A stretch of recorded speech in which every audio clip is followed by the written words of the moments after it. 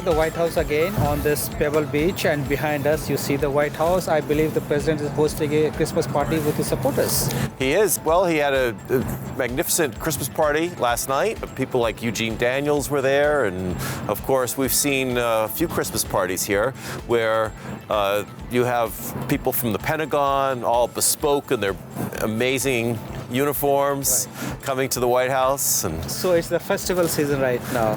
But tell me, what is the most important news for this week? It's got to be the conversation with African nations, the 52 African nations. This is the first time in decades that the White House has engaged with Africa and saying we have got to be a part of African development. What they are seeing happening is China is reaching into Africa. Over 1 million indigenous Chinese are now living in Africa, working to not only develop Africa, but also to extract minerals, to gain wealth. And Africa is strategically important. Let's say we want to build lithium cars. Well, you need not just lithium, but you need cobalt, you need a lot of rare earths, you need a lot of minerals to do this. And Africa is a wealth for that kind of material as well. And it reminds me a little bit when Lawrence of Arabia wrote 7 Pillars of Wisdom. Never forget this. He said, well, we as the British are giving away Arabia because there are no minerals there. Little did he know about oil. Yes, China might be, it seems that it's trying to go to Africa and make friendship with them. China was in fact the first major country in the last 1 decade to hold an Africa summit, right? Right. And it was followed by India. US is the third one, right? But US has a tradition of a strong relationship or helping the African countries the last several decades in key sectors like health, education. And during this summit, President Biden, the entire US leadership expressed solidarity with issues being faced by the African leaders, be it the food supply, chain security, food supply and security, price rise, energy, healthcare, everything, and education. And don't forget freedom. Remember the country of Liberia. Why is it called Liberia? Liberation. I mean, there has been a lot of positive influence that the United States has had in the world, and so the United States is not forgetting that as they're engaging with Africa, and they actually have now committed. President Biden has committed to $55 billion in aid, which is just a start, but we'll get there. It's a start, but not enough for what Africa needs today. President also announced that African Union would be a member of G20. Yes, he did, and that's a huge deal. I mean, right now, what we're seeing is this most important continent almost ignored by the economic system. And so to invite Africa, these 52 nations in to the G20, it's a big deal. Africa also needs a place in the UN Security Council. Right, yes it does. Right. Well, the thing is that if we ignore Africa, then a potential adversary, such as China, is going to look at this as just a gold mine, literally, for themselves, and we won't be a part of the positive development of Africa. So I think this week marks the beginning of a new chapter in the US-Africa relationship. I agree, and that makes this week most important. Tell me what else is happening here. Well, we've got... Well, in this city. Well, in the city, there are a few things going on in the city still. I mean, besides the Christmas party that we've seen, and this week has been days of a lot of Christmas parties. That's right.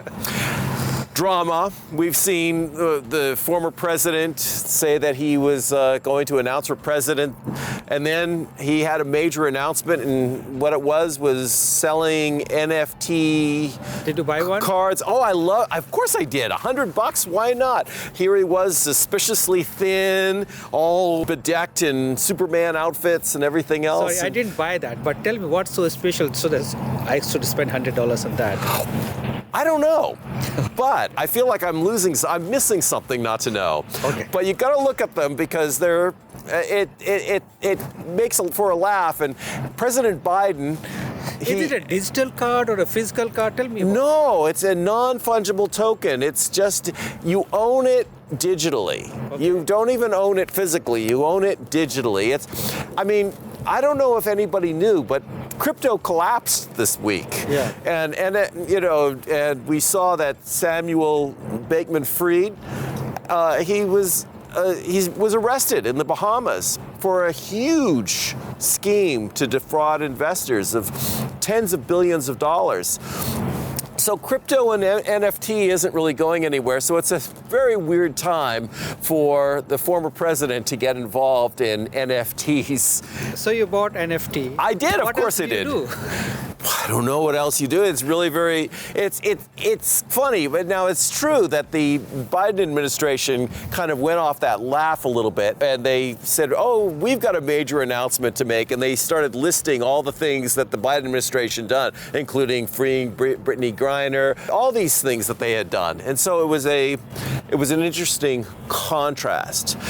But of course, we can't ignore the politics of Washington without ignoring without paying attention to the budget. And because if there's one important power that Congress has, it's the pocketbook, it's the purse. And House Speaker Nancy Pelosi has pushed for a mad dash, not only to get a continuing resolution or a CR passed, which would be a temporary budget resolution, but an omnibus bill, a massive spending bill passed. And it looks like they're going to do it. Now, right now, we're under a CR for a week or so that there wouldn't be partial government shutdown Saturday. But if so, then there will not be any partial government shutdown until we have to go through this negotiation again late next year. Okay, that's an important one. So after this Christmas vacation, and tell us, what is President going to do for the rest of the year? Well, I mean, right, he's going to sign that. He's going to sign that omnibus bill as soon as that. And the Biden administration is pushing hard on this. One of the things that they're putting in this bill is more aid to Ukraine. They want to make sure that they continue to keep that going. So that's very important. And then, of course, he's going to spend time with his family. He's going to take a well-deserved vacation. And try and discuss with his family members, get a feedback. Does he need to run into 2024?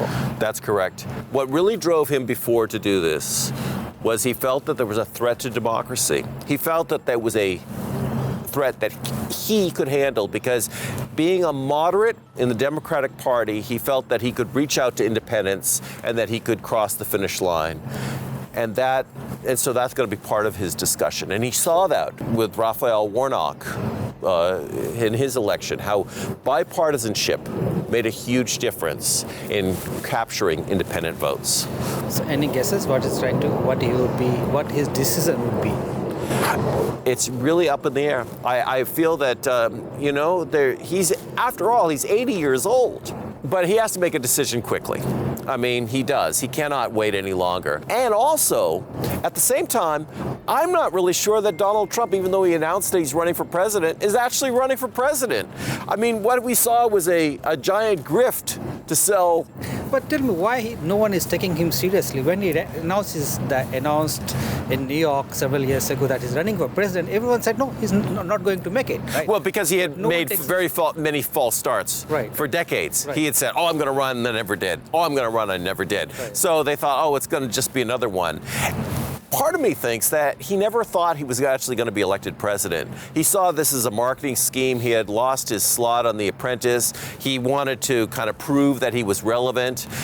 And he happened to win because people knew him in television. They knew him because he was a media personality. He was an expert in dealing with newspapers and tabloids in New York. And he knew media better than any of his opponents. Yeah, so the country today is not as much divided as it was 3 years ago or 2 years ago. It's much in a better shape. Democracy is no longer under threat.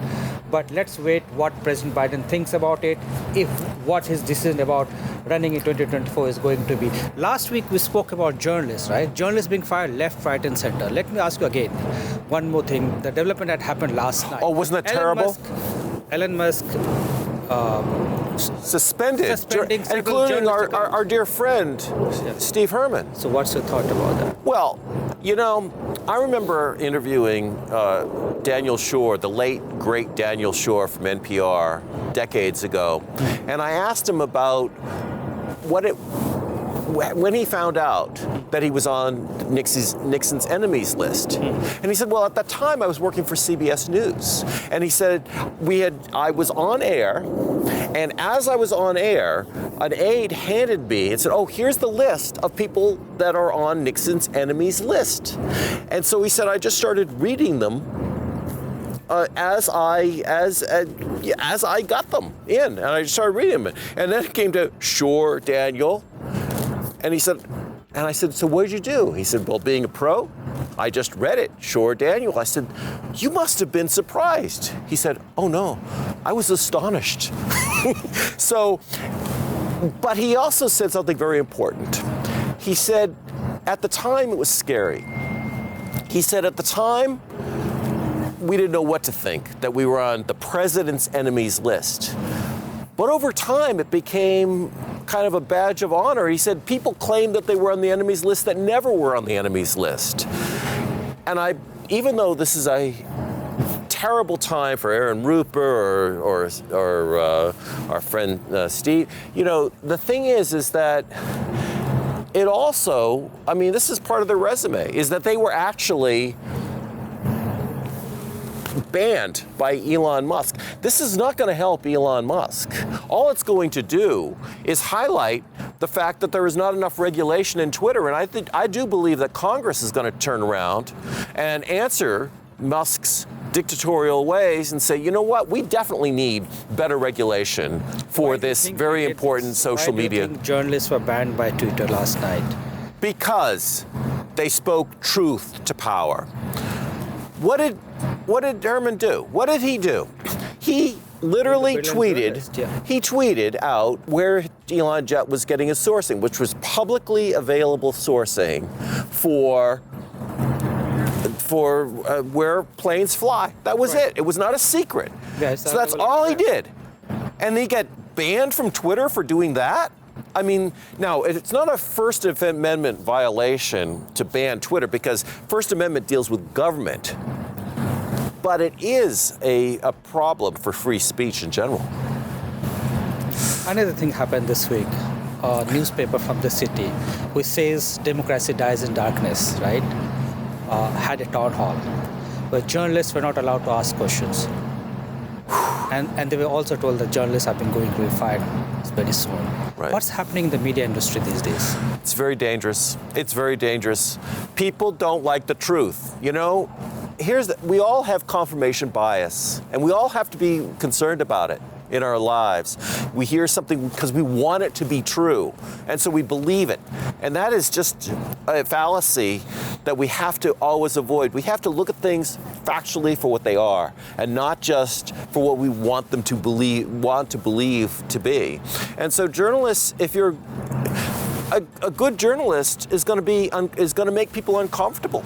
And so there's not that sense of longing for the truth oftentimes. Yeah, so journalists are the boots on the ground which informs the rest of the world what's happening on a real-time basis, all the facts, right? That's what we do. That's what our profession is. Don't ban us. That's right. With this, we bring to an end our episode this year. We will not have it next week. Right? I'm traveling, you are traveling. That's right. Right. We'll go on vacation mode, but when we come next year, we'll bring it to you all the new funds and facts from this White House, what you see from here. Till then, wish you a Merry Christmas and Happy New Year. Keep us watching. And Happy Hanukkah. Happy Hanukkah. Yes. Bye-bye.